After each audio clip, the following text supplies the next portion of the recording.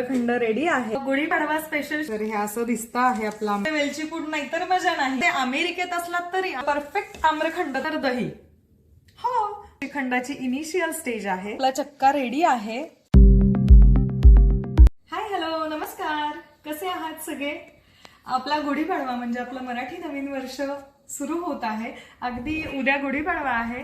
गुढीपाडव्याला श्रीखंड पुरीचा बेत झालाच पाहिजे. महाराष्ट्रात प्रत्येक घराघरात गुढी उभारली जाते आणि गुढीपाडव्याचा नैवेद्य म्हणून वरण भात, भाजी पोळी, त्याच्यासोबत श्रीखंड पुरी ही तर झालीच पाहिजे. मग ते अमेरिकेत असलात तरी आणि भारतात असलात तरी. मी आता सध्या अमेरिकेत आहे आणि अमेरिकेतला आमचा पहिला गुढीपाडवा आहे. गुढीपाडवा आहे तर श्रीखंड तर झालंच पाहिजे. शेवटी शास्त्र असतं ते. तर श्रीखंड म्हटलं घरी बनवूया ह्या वेळेस. श्रीखंडाची रेसिपी तुमच्यासोबत सुद्धा शेअर करावी असं वाटलं. तर आजचा व्हिडिओ आपला असणार आहे श्रीखंडाची रेसिपी. तर चला बनवायला घेऊया. सर्वप्रथम आपल्याला चक्का बनवायचा आहे. इकडे लो फॅट मिल्क आणि लो फॅट दही मिळतं, पण त्यातही मी ट्राय करणार आहे कसा बनतो ते आपण बघूया. तर श्रीखंडाचा चक्का बनवण्यासाठी काय काय सामान लागणार आहे? तर दही. हो, बस फक्त दहीच लागणार आहे आज आपल्याला. आणि बाकी 24 तास आपण ते चक्का बनण्यासाठी आपण फ्रीजमध्ये ठेवणार आहोत. मी प्रोसेस तर तुम्हाला सांगेलच, पण आता तरी सध्या तरी आपल्याला फक्त दही लागणार आहे. एक सुती कपडा लागणार आहे आणि एक भांडं लागणार आहे आणि वर ठेवायला काहीतरी हेवी सामान लागणार आहे. तर साधारण मोठा बाउल भरून आपल्याला चक्का किती बनवायचा आहे त्यावर आहे. 1 किलो दुधापासून म्हणजे 1 किलो दह्यापासून अर्धा किलो चक्का तयार होतो. तर आम्ही खाणारे दोघच, मी, वृषाल आणि विधान. विधान अगदी थोडं खातो, पण विधान सुद्धा आवडीने श्रीखंड खातो.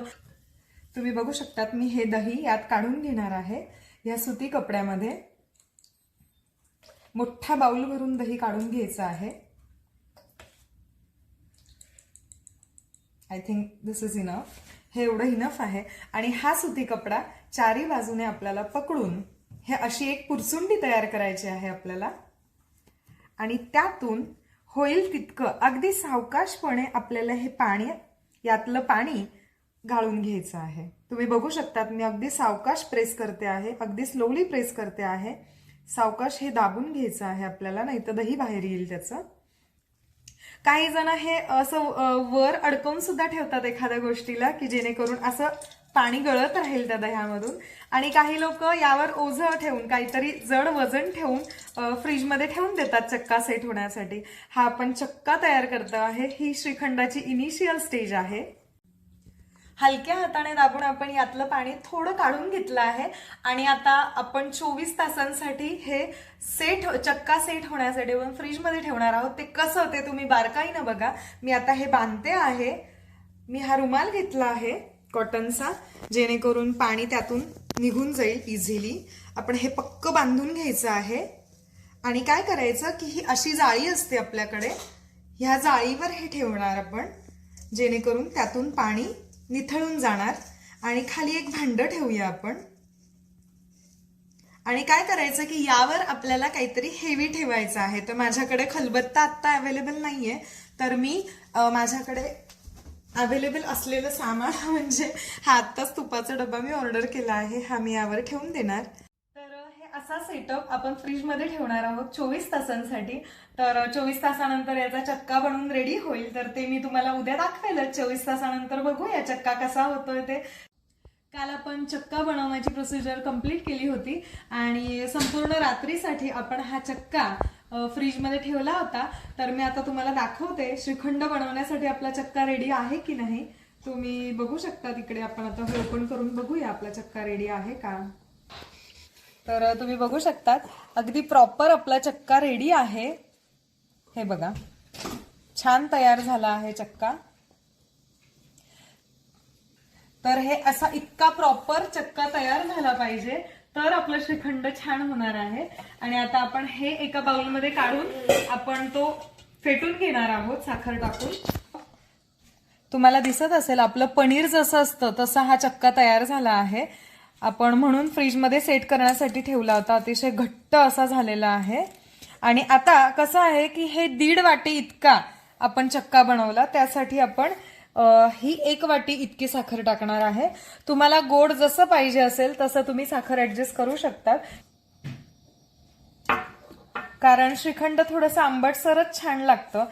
ती 1 वाटी साखर आपण 1.5 वाटी चक्कामध्ये मिक्स केली आणि विस्करच्या मदतीनं त्याला छान असं फेटून घ्यायचं आहे. जितकं तुम्हाला शक्य होईल तितकं छान फेटून घ्यायचं आहे, म्हणजे श्रीखंड तेवढं क्रीमी टेक्स्चर मध्ये बनतं. यात आता अगदी थोडी आपण वेलची पूड ऍड करणार आहोत, फक्त एक फ्लेवरसाठी, कारण श्रीखंडामध्ये वेलची पूड नाही तर मजा नाही.